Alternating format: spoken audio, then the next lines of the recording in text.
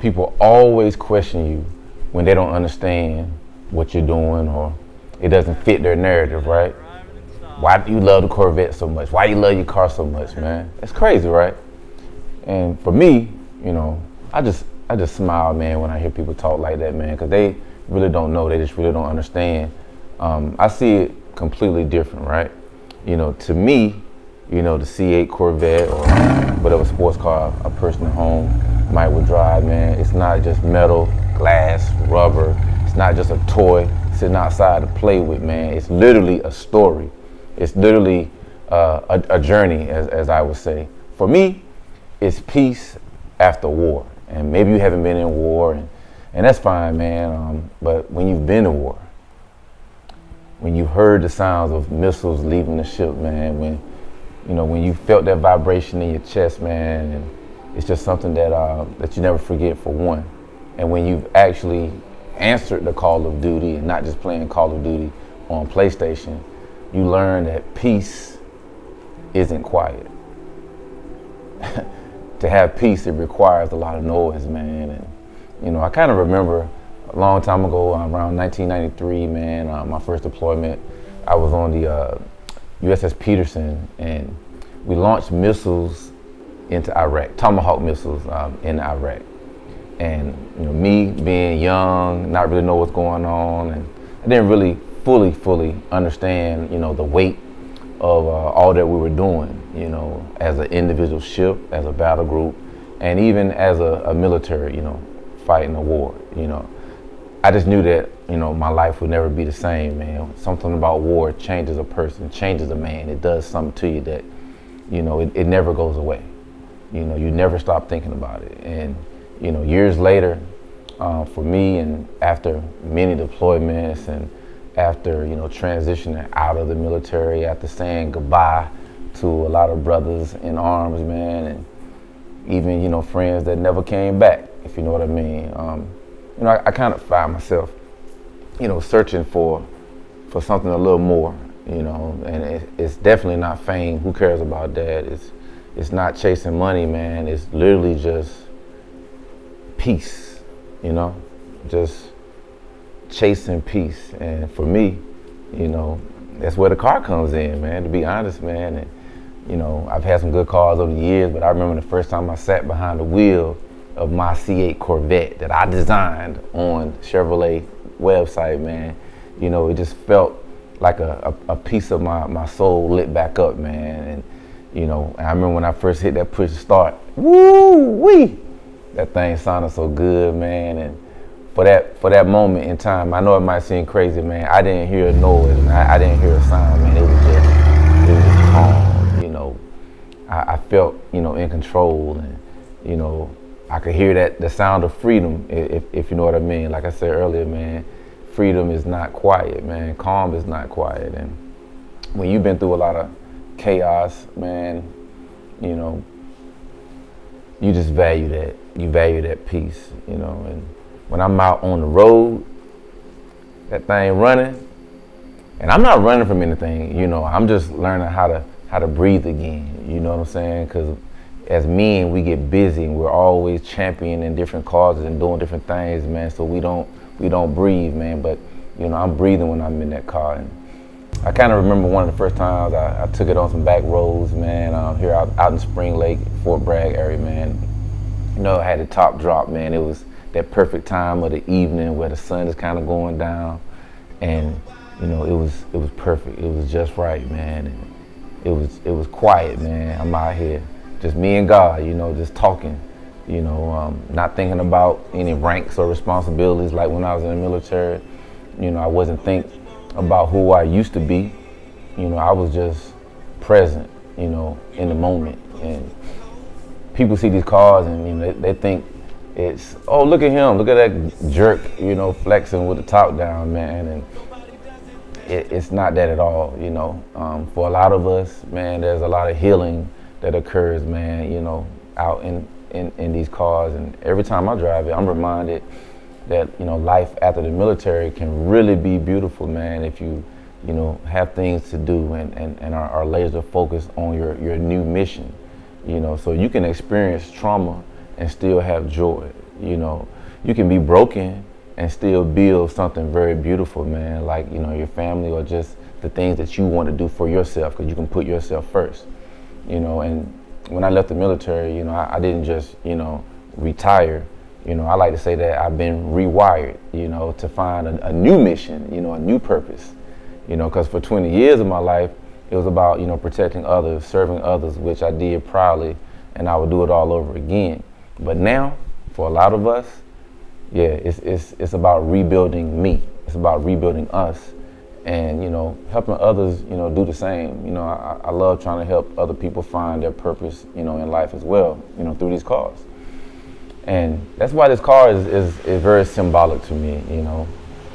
I remember when I couldn't afford, you know, peace, being able to have peace in my mind. I remember, you know, being in debt and, you know, being in the military, working, you know, a second job, man. I remember those days, man, you know, but now, thank the Lord that I'm not living that way anymore, man. And my priorities, you know, in order.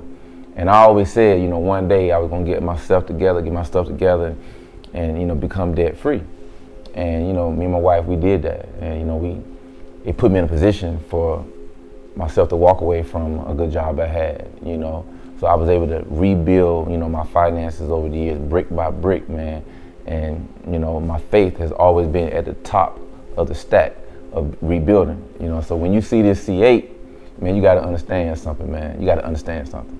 You know, you're looking at years and years of sacrifice, years and years of discipline, and choosing, you know, faith over fear, choosing to make the right decision instead of the easy bad decision that's right out in front of me. You know what I'm saying? So yeah, I do mental health therapy, man, with a person. But man, this Corvette is my mental health therapy on wheels, man. You know. But I don't just drive this car, you know, for me. You know, it's way bigger than me, man. I drive it for all the young men that are out there, you know, watching me out here in the real world, man. You know, I drive it for the kid who grew up without a father, you know what I mean? Because that was me. You know, that's who I'm driving it for, man. And I remember when I was in 4th grade, right? And my mom looked at me and said, "Eric, you are the man of the house now." You know, and that's a lot of weight, you know, for a kid, you know, and I didn't know what to do, you know, but I did it anyway. You know, I protected my brother, you know, in the streets and from the streets, you know. I made sure we got to school every day and back home, and sometimes that means you having to knuckle up sometimes and, you know, to protect, you know, my brother, to make sure we both got home safe, man. You know, so, you know, just navigating those, you know, streets of Durham, that's what we had to do. And that's what I had to do as the man of the house. And I was able to navigate around all the different trappings, you know, that were laid right out there in front of us.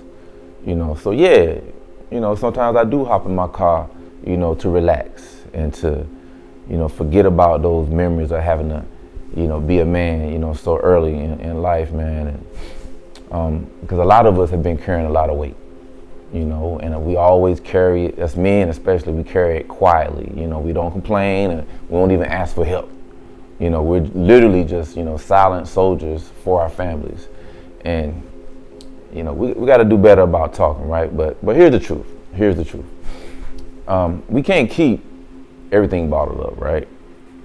You know, we need to say something. You know, we need to do something. And for me, prayer is definitely one of my outlets, man. I talk to God, man, and sometimes it's just like putting that top down and talking to God and letting the wind go through my hair. It takes some of that weight away, man. It's just something about it, man, where that top is down, man. And again, talking to God and just finding peace different type of ways, you know. And, you know, I want to be that role model that I wish I had growing up, you know, because I grew up without a father in the home, you know, and I always wanted a role model right there in front of me. So I also want to be the kind of man who doesn't just, you know, talk about faith. You know, I live it. And I want to show young men that, you know, you can love God, you can love your family, and still enjoy life. You know, that it is cool to be a husband of 20 years. It is cool to be a father with your kids inside your house. And I want to be purposeful about showing that. about being a mentor, about living a healthy lifestyle, about being an example of what life should look like, as a man. Because it's real easy to talk. So a lot of men out here doing a bunch of talking, but they're not living it, you know what I'm saying? And that's where the real work is. When it's time to hold your daughter, hold your son, or, hold your wife, love on your wife, man, consistently for years and years, But yeah,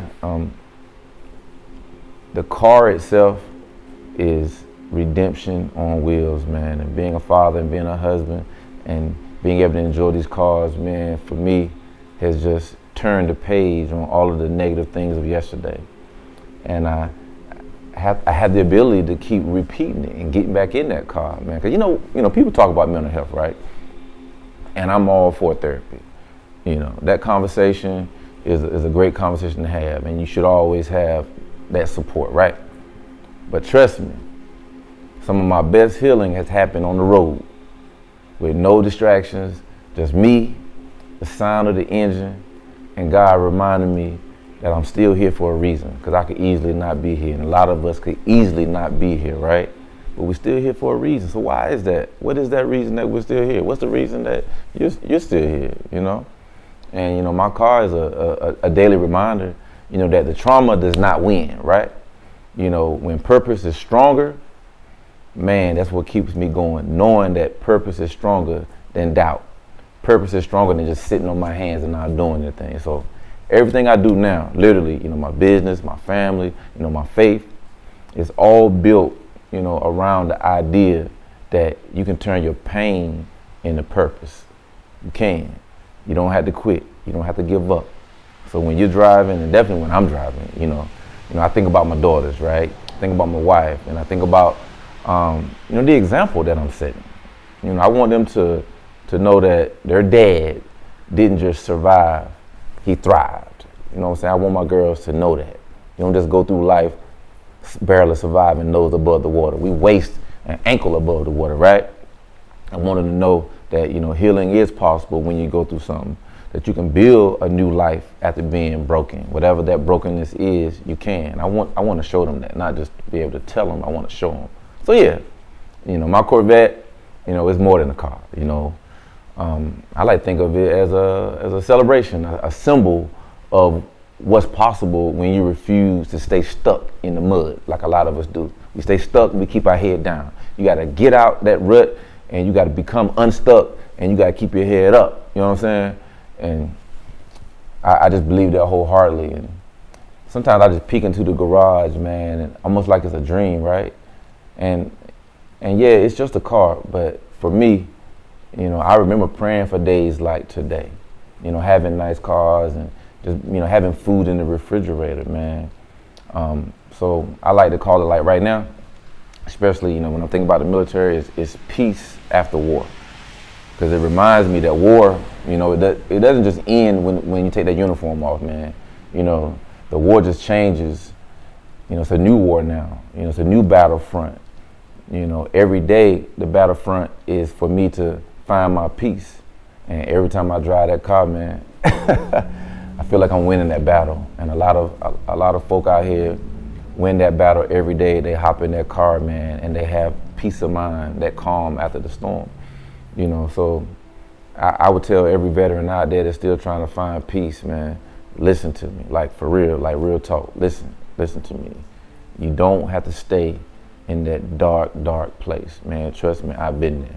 There is life after service. There is purpose after pain.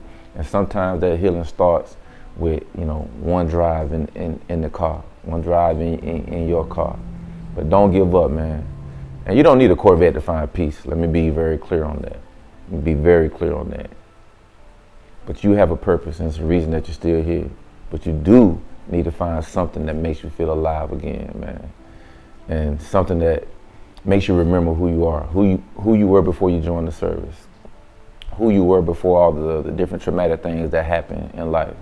And for me, just happens to be a mid-engine masterpiece, man, that reminds me God still answers prayers. And when I turn off that engine, and sit in that silence in the driveway or the garage, I take a deep breath sometimes, man, and I just thank God, man, because I know that my peace came at a price, and I'll never take that for granted. I'll never take that for granted, and some paid the ultimate sacrifice. So yeah, you know, it's not just a car. It's my peace after war, man. It's my peace. That's the end of the video.